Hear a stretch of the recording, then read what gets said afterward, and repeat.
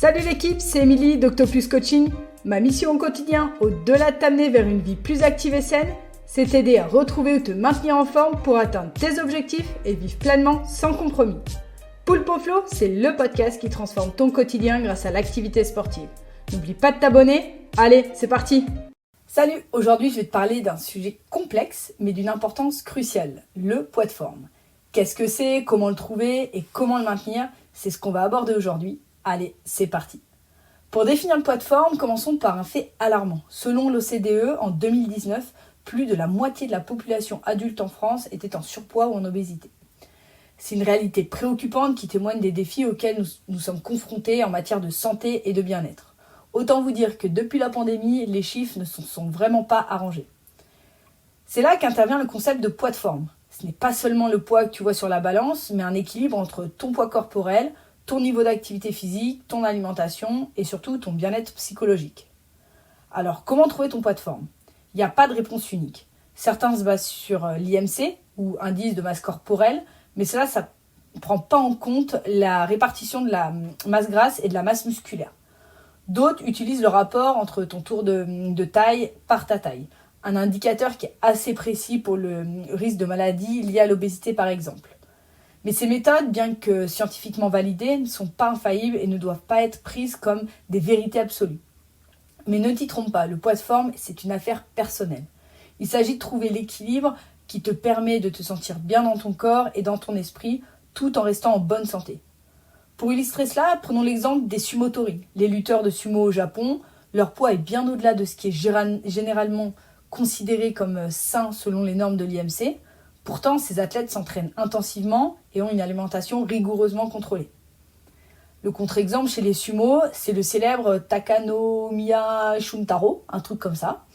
Malgré un poids bien en dessous de la moyenne des sumotori, que 96 kg pour 1m85, au top de sa carrière, il a réussi à atteindre les plus hauts rangs de ce sport traditionnel japonais grâce à sa technique et sa persévérance. Son histoire démontre que le poids de forme est moins une question de chiffres et davantage une affaire de bien-être, d'équilibre et de santé. Le poids de forme, c'est donc une notion personnelle et évolutive, un équilibre délicat entre ton bien-être physique et mental. Il n'est pas défini par des normes sociétales, mais par ce qui te fait sentir bien et vivant. Dans mon cas, d'après mon ressenti après plusieurs années de suivi et de sport de haut niveau, je cherche plutôt à augmenter légèrement mon taux de graisse l'hiver, entre 1 et 2%, soit un taux de graisse corporelle d'environ 15%.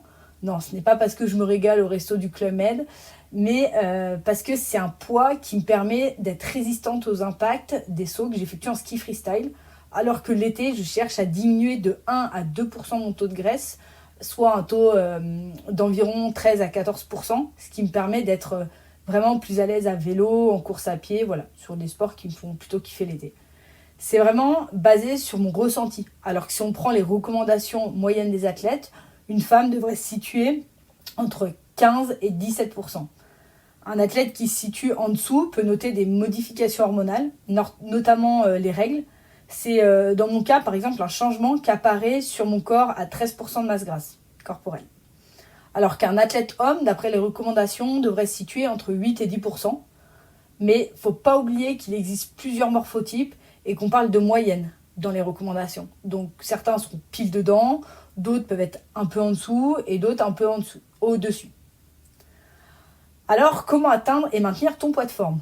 En écoutant ton corps, en respectant tes besoins, en adoptant une alimentation équilibrée et une activité physique régulière, en prenant aussi soin de ta santé mentale et surtout en te rappelant que ta valeur ne se mesure pas en kilos.